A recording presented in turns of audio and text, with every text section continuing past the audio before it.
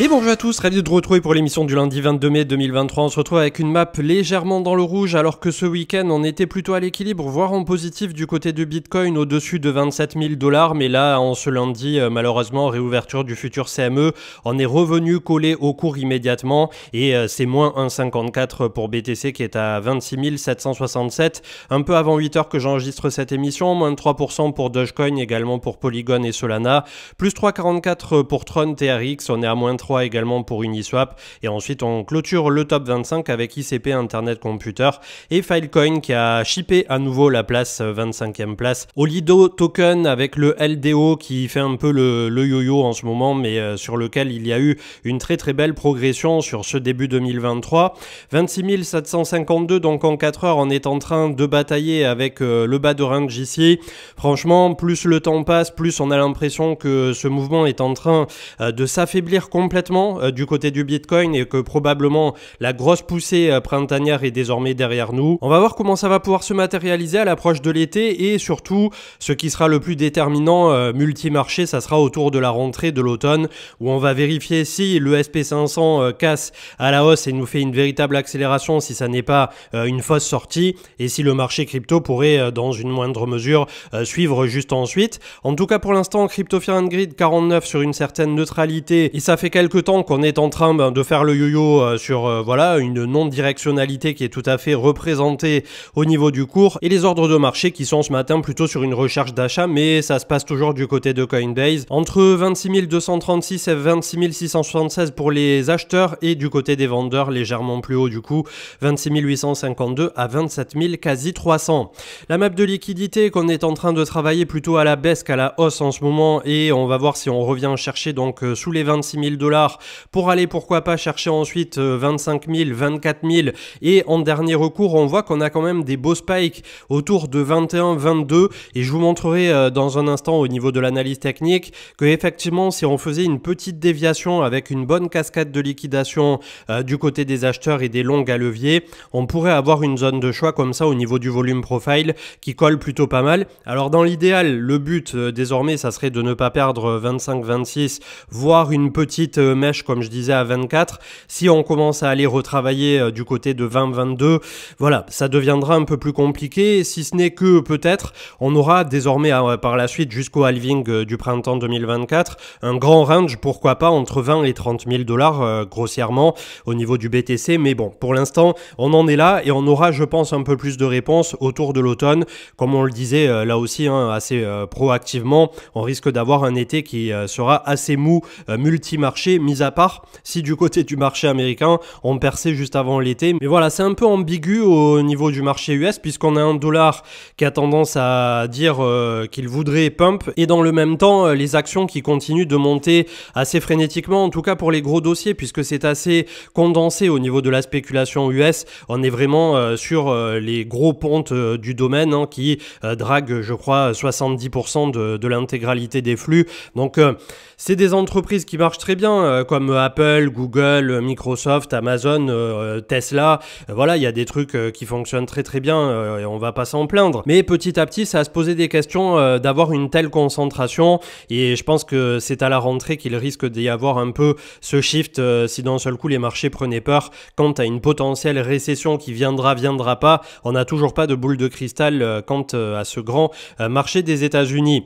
Vous avez l'offre en cours avec notre partenaire du jour de NordVPN donc qui propose 4 mois offerts si vous prenez l'abonnement des 2 ans avec cette énorme réduction. Donc à quoi sert NordVPN? À protéger votre navigation en ligne. Il y a désormais une solution donc qui vous permet de protéger 6 appareils en simultané, que ça soit votre smartphone, votre ordinateur, jusqu'à la télé connectée, vos enfants pourquoi pas, et vous avez le choix entre 5600 serveurs au travers de plusieurs dizaines de pays pour vous permettre notamment de consulter aux États-Unis souvent des contenus qui sortent en streaming bien en amont de ce que nous on peut recevoir par la suite en Europe. La partie VPN est intéressante mais c'est que désormais la partie visible de l'iceberg puisqu'ils ont également le gestionnaire de mots de passe NordPass pour en un clic à chaque fois ne pas avoir à les taper à la main et ça c'est un double avantage puisque ça vous évite si vous avez quelque chose de verrouillé sur votre ordinateur d'avoir quelque chose qui enregistrerait ce que vous tapez au clavier et donc potentiellement les touches au niveau de vos mots de passe et également NordLocker serveurs pour garder vos fichiers sécurisés dans un cloud privé, et le tout donc qui vient se greffer à cette énorme offre que propose désormais NordVPN. Je rappelle également qu'au-delà du fait d'avoir la garantie satisfait ou remboursée pendant 30 jours, le VPN va beaucoup plus loin qu'un simple VPN. Vous avez l'actualisation en temps réel via un shield des fichiers et des sites que vous consultez, et également la surveillance de vos adresses email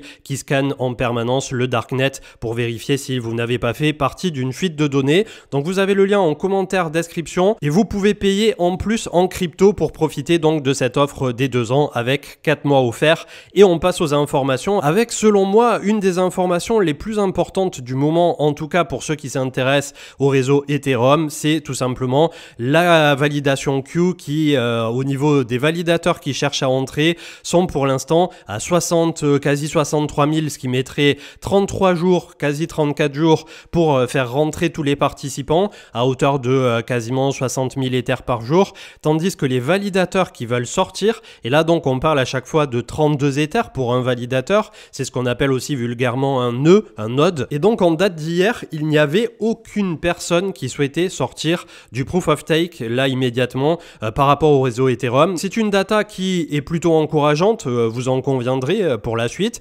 mais c'est à prendre en considération aussi que ça ne prend que ceux qui ont des validateurs pleins, c'est-à-dire de 32 Ethers. Ça n'empêche pas au quotidien ceux qui ont 1, 2, 3 Ethers et qui participent notamment à du liquid staking sur Lido ou d'autres, ou sur des échangeurs centralisés, que ça soit décentralisé ou centralisé. Là, finalement, c'est pas vraiment la question. Là, on parle de vrais 32 Ethers à chaque fois avec des validateurs qui veulent rentrer ou sortir, que ça soit des validateurs qui soient détenus justement par Lido ou des validateurs qui soient détenus comme Mark A directement avec un nœud propre. Donc c'est vrai que ça faisait pas mal de temps aussi qu'on en discutait depuis avant les grandes mises à jour du merge, de Chapella et de tout ce qui va bien.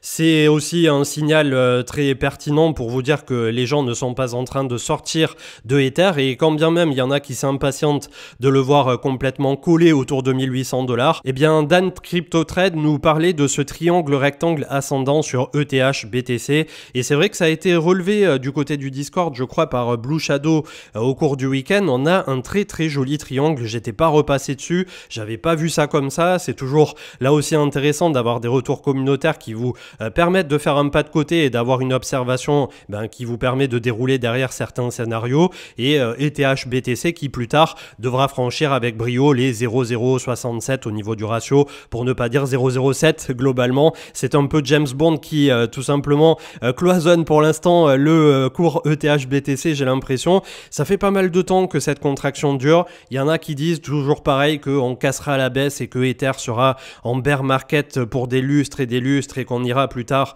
visiter 300-400 $, le véritable gros support de Ether, ce qui voudrait dire que BTC n'a toujours pas fait lui-même son point bas. Je suis pas du tout dans ce mood là, mais comme d'habitude, il vaut mieux envisager le pire et se préparer au pire pour bénéficier du meilleur ensuite.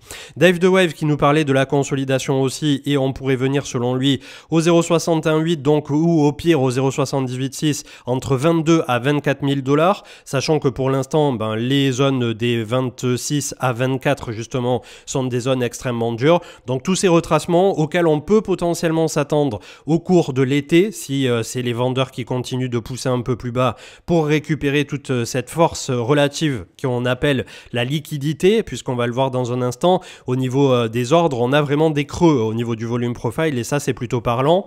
Les alts avec Income Sharks qui sont sur un support majeur long terme, dans un grand canal parallèle ascendant autour de 563 milliards, donc on regardera ça aussi de notre côté dans un instant. Avec Coins.fr, un pirate qui a pris le contrôle de la gouvernance de Tornado Cash et qui a dérobé des torns, le cours du jeton natif du célèbre protocole a chuté de près de 30%. L'attaquant a par la suite soumis une proposition visant a priori à restaurer la DAO, donc encore un piratage. Je suppose que suite à tout ce qu'il y avait déjà eu autour de Tornado, le pied avait été un peu levé de ce côté-là, en tout cas j'espère pour les utilisateurs.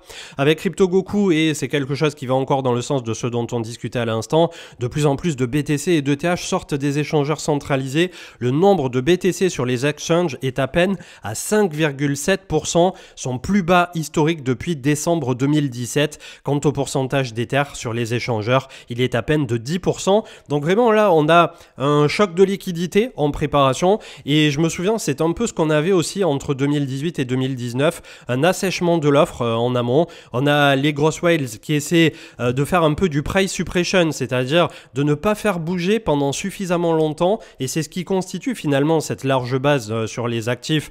Il y en a certains, c'est un peu par désintérêt, mais du côté de Ether ou du côté de Bitcoin, quand on a un prix comme ça qui reste super condensé pendant très longtemps sur la même zone de prix, inutile de vous dire que ça vaut pour acceptation du marché, et ça veut dire qu'il y a une très belle phase de réaccumulation. Donc on va voir ce que ça pourra donner par la suite, puisque comme d'habitude je ne suis pas Nostradamus et je peux pas vous dire tel jour à telle heure on va avoir un pump de tel % du côté du marché crypto, mais pour moi on a ce choc de liquidité en préparation et qui va être potentiellement plus grand que les chocs précédents. Ça ne veut pas dire qu'on aura des décalages plus grands du côté du Bitcoin ou de Ether, ça veut dire que ça risque d'être plus rapide, plus sournois aussi à traiter, puisqu'on aura des mouvements qui risquent d'être assez erratiques et assez rapides. On l'a vu même sur ce début 2023, il n'en a pas fallu de beaucoup pour que d'un seul coup, on ait le Bitcoin qui nous pousse 1x2, Ether 1x2 et des alts plus qu'1 x 2 la plupart du temps. Donc ça aussi c'est un sujet qui se discute, mais je pense que ça risque d'être plus compliqué à trader entre guillemets pour les particuliers. Apple, la roadmap avec JC Parets des 5000 milliards de capitalisation, on continue de faire l'escalier depuis les années 2000 à chaque fois, gros retracement, on pousse, retracement, on pousse, retracement, on pousse, c'est un escalier parfait pour Apple, et malgré tout, eh bien, il y a ceux qui voient le verre à moitié vide, si je puis dire, en disant que ça ne pourra pas faire que monter indéfiniment, que ça soit Apple, Amazon, Google, Microsoft et tous ceux qui drivent littéralement l'économie et le marché américain pour un bon, comme je disais tout à l'heure, 70% de sa valorisation totale. Donc à voir ce que ça pourrait donner au travers du temps, puisque c'est aussi un phénomène autoréalisateur. De si tous les gros investisseurs comme Warren Buffett depuis 20 ans ou 30 ans pensent que Apple est toujours le Apple qu'il a été et que ça continuera de l'être dans 10-20 ans de plus, c'est totalement autoréalisateur, puisque les flux se concentrent que sur ces 4 ou 5 ou 10 grands dossiers au niveau du marché US, et ça continue d'empiler ad vitam, et c'est exactement ce qui se passe. Ça durera peut-être pas toujours, mais en tout cas pour l'instant ça a l'air de plutôt suivre son cours, comme il dirait. Avec Bourseco qui nous proposait un trade sur la compagnie Diri Company, qui compte bien mener une révolution du côté des tracteurs connectés, avec 350 000 tracteurs connectés menés notamment par l'IA. Donc une très bonne nouvelle peut-être pour le domaine, et surtout un très beau trade qui vous a été poussé par Bourseco pour ceux qui voudraient regarder du côté de cette compagnie américaine. Coineriadox donc qui nous montrait qu'il y avait pas mal de bids donc 2 jours en arrière du côté de 25 000 qui se sont complètement évaporés au cours du week-end. Donc vous voyez que les manipulations vont bon train, et à partir de là on remonte 3 jours en arrière, puisque ça faisait 72 heures, désormais 4 jours aujourd'hui, qu'il n'y avait pas eu d'informations. Donc là on repart un petit peu en arrière. Vous avez peut-être, si vous consultez plusieurs Twitter, plusieurs chaînes, déjà entendu parler de ces infos, mais je vous fais le petit step-up donc pour ce lundi, pour ceux qui n'étaient pas là au cours de ce long week-end. Et d'ailleurs on pense à tous ceux qui reprennent là après un week-end de 3-4 jours parfois, donc ça va être voilà, comme d'habitude assez compliqué ce lundi, et on pense à vous tous ceux qui reprennent, qui sont dans les bouchons, qui écoutent ça dans une voiture. On vous envoie toute notre énergie pour ce début de semaine, en tout cas avec Benjamin Minkou donc de Multivers X, anciennement Elrond, qui a désormais été intégré nativement du côté de l'Opera Internet Browser, donc le navigateur pour faire plus simple et français.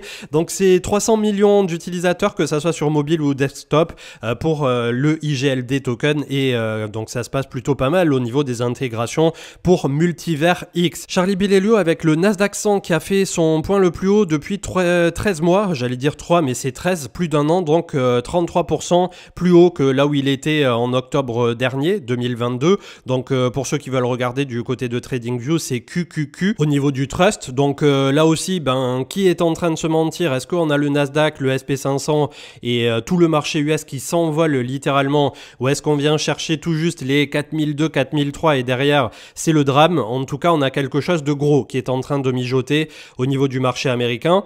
On a Coinbase qui propose donc un service payant de une trentaine de dollars par mois pour vous permettre de trader à zéro fees et d'avoir un un bonus sur tout ce que vous stakez chez eux. Donc à voir si ça peut ramener de nouveaux utilisateurs pour Coinbase et les fidéliser, et à voir aussi si quand ils disent zéro fees, c'est vraiment avantageux, ou si de nouveau il y a un peu un shadow spread qui est caché quelque part. Avec Glassnode, les détenteurs de, on va dire, les shrimps, c'est-à-dire les crevettes, si je dis pas de bêtises, en anglais, qui détiennent moins d'un bitcoin, qui continuent là aussi de monter assez agressivement et qui détiennent désormais 1,31 million de bitcoin au total, donc toutes les entités qui ont moins d'un BTC, tandis que la dernière fois on avait vu qu'on vient de dépasser 10 millions qui possèdent un bitcoin entier. Cryptost, la CFTC, donc qui envisage de réguler la DeFi. En effet, les DEX pourraient être soumis à une réglementation de la CFTC ou de la SEC à l'avenir. C'est les deux organismes régulateurs du côté des States. La question de la classification des crypto-monnaies comme titre reste également un sujet de préoccupation, et c'est aussi pour ça que tant que ce sujet ne sera pas et n'aura pas été clarifié du côté des États-Unis, ne vous attendez pas à avoir un grand bull run et des fonds qui reviennent, des crypto-banques qui réapparaissent et tout le tutti quanti. C'est pour ça qu'à partir de là où nous en sommes, ça risque de devenir très compliqué aux abords de cet été pour avoir le step supplémentaire qui nous permettrait de franchir 30, 35, d'aller à 40 et des brouettes, ou avoir plus de 40, puisque inutile de vous dire que dès qu'on était à 30, il y en a qui vous parlaient déjà d'ATH. Donc comme d'habitude, on n'a pas été de ce côté-là de la barrière et je m'en félicite. Mais c'est vrai que globalement, là pour le coup, pour moi, le gros du mouvement est déjà derrière nous, et comme nous le disait Income Sharks, on peut avoir une mèche assez dégueulasse qui nous conduirait dans un premier temps autour de 24-25, mais pourquoi pas jusqu'à 22 000, et on voit ça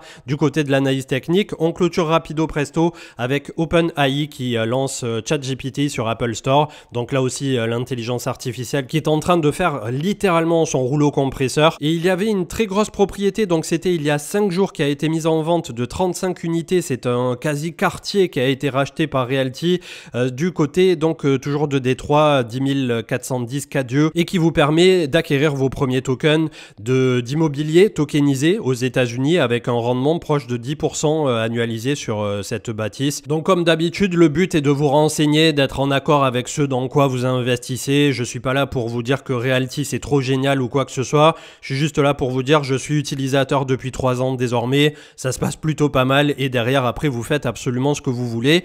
La petite annonce surprise du protocole Stratège, donc ça se passera demain. Pour ceux qui veulent déjà suivre sur Twitter, je suppose qu'il va y avoir des annonces un peu croustilles et peut-être un peu d'alpha même ce soir lors du live Twitch avec Marc et Manu. En tout cas, la date est là, 23/05/2023, et on en saura plus donc d'ici demain. 1084 milliards pile poil sur la moyenne mobile 20 périodes. On a le creux ici qui nous amène autour de 1035, la moyenne mobile 50 autour de 971 et la fin du volume profile à 945. C'est toutes les zones pour le crypto total incluant Bitcoin et Altcoin. Du côté du crypto total des alts ce coup-ci, on est sous la moyenne mobile 20, 564. On a la moyenne mobile 200 et 50 qui est à 544 juste en dessous. C'est le moment ou jamais de se réveiller pour les altcoins, sinon ça va devenir un peu plus compliqué de ce côté-là. Le crypto total 3 qui lui est déjà sur support, sous sa moyenne mobile 200 pour le coup à 347. Rappelons qu'il exclut Bitcoin et Ethereum. Du côté du Bitcoin en tant que tel, on est sur la moyenne mobile 200. Si jamais ça lâche, on a la moyenne mobile 20 juste en dessous, autour de 25 700. La moyenne mobile 50 qui est autour de 22 000. Et comme je vous disais tout à l'heure, quand on descrolle un peu comme ça pour avoir un peu de volume profile un peu plus grand, on a un énorme trou ici qui nous ramène même sous les 21 000, et le premier creux qui nous amène sous les 24 000 plus ou moins. Donc on a vraiment une très très belle zone de travail à venir traiter ici tout ce temps. Le but étant pendant toute cette zone de travail que j'espère sera réalisée au cours de l'été, c'est tout simplement de ne pas reperdre les 20 000 $. Si un jour on repère les 20 000, c'est assez catastrophique et on revisitera probablement les points bas. Après, c'est ce qu'on avait fait typiquement en 2019. Le crack Covid avait beau être, on va dire, un signe noir, un ersatz autour de toute cette spéculation du prix et du cours du BTC, on était quand même revenu chercher autour de 3 800 $ pour Bitcoin. Donc c'est quelque chose à prendre en considération de votre côté, de quelle volatilité vous êtes prêt à accepter lorsque vous investissez sur le marché crypto. Et là, dans l'idéal à ce jour, il ne faudrait pas perdre les 25 000 en hebdomadaire pour commencer à construire un très joli support de ce côté-là. Au niveau donc des marchés, on va dire traditionnels, le DAX qui est en train de chercher pour le marché allemand, donc on ne le traite quasiment jamais puisque ça n'a pas énorme forme d'intérêt pour nous, mais voilà, il y a le DAX qui est en train de faire un quasi nouvel ATH, c'est complètement barjot. 13 800 pour le Nasdaq qui a percé fin de semaine dernière avec une bougie impulsive et la moyenne mobile 100 autour de 13 450, donc en pleine accélération de ce côté-là. Le CAC 40, 7500 points qui ne veut toujours pas lâcher puisqu'on a toujours ce secteur du luxe qui porte, mais pas que. Et tandis que du côté du SP500, on est venu coller à l'énorme moyenne mobile 100 avec les fameux 4200 points. Et là, le RSI, il nous dit, il ne demande que ça à exploser. Donc, je ne sais pas qui nous ment. Est-ce que c'est le dollar qui est en train de se mentir à lui-même et qui va s'éclater derrière et qu'on va avoir une poussée frénétique complètement folle du côté du marché US? Mais en tout cas, pour l'instant, voilà, le chart est là pour nous dire que le SP500 est prêt à pump. Donc, je ne sais pas si on va avoir la résolution sur cette fin mai, mais en tout cas, on en est là, tandis qu'on a un certain désengagement ou désintérêt à court terme du côté du marché crypto, en tout cas en apparence. 1800 $ pour Ether, zone parfaite de réaccumulation là aussi. On a le beau support avec la moyenne mobile 20 qui est juste en dessous, on est autour de 1750. On a la moyenne mobile 200 et 50 périodes autour de 1520. Et ensuite, la zone à ne pas perdre, hein, c'est les fameux 1400 qui constituent l'ex-ATH pour Ether. Ça serait pas mal d'arriver à tenir au moins entre ces 1400 et 2000 et quelques 2100 $ pour faire un joli range aussi de consolidation sur Ether. Avec petit à petit, vous allez la voir apparaître. Là, pour l'instant, c'est un peu difficile de la voir apparaître avec tout cet imbroglio de moyenne mobile, mais on aurait pourquoi pas la moyenne mobile 200 et la moyenne mobile 100 en haut autour de 2003 qui nous ferait un très joli range de réaccumulation pour Ether. C'est en tout cas ce que je vise au cours de cet été, voire jusqu'à cet automne 2023. Je passe pas sur les actions américaines qui forcément, avec un SP500 qui a poussé assez fort, on a Tesla en positif et tous les autres qui nous ont fait des trucs plutôt sympas sur la fin de semaine, tandis que le DXY s'est hissé malgré tout en clôture hebdo au-dessus de sa moyenne mobile 20 et pourrait venir chercher autour de 105.7. Et peut-être là on aurait l'échec de ce double rebond, de ce double creux. Je ne sais pas. Je ne sais pas qui ment, comme je vous le disais à l'instant, mais il y en a un des deux qui ment et on va le savoir bien assez rapidement si c'était le SP500 ou si c'était le dollar. 48% pour la Bitcoin dominance qui ne veut toujours pas lâcher du lest. Malgré tout, on a notre double top ici avec une jolie oreille de chat qui est apparue. Est-ce que ça va enfin lâcher du lest du côté du Bitcoin avec un Bitcoin qui, souhaitons-le, resterait stable autour de 26, 27, peut-être 25 à 27, ce qui permettrait d'avoir un certain rattrapage du côté des alts. En tout cas, pour l'instant, je suis assez, comme je le dis depuis une quinzaine de jours, peut-être 3 semaines, peut-être un mois, je ne sais plus exactement, mais un peu plus frileux depuis qu'on a réalisé x2 du côté du Bitcoin, puisqu'on a la sensation que le momentum est en train de se désengager. Et j'ai encore vu passer là, juste avant l'émission, une comme Sharks, je crois, qui disait qu'au niveau de l'OBV et tout ce qui était momentum, on avait une perte assez sérieuse de momentum du côté du Bitcoin, en tout cas à court terme.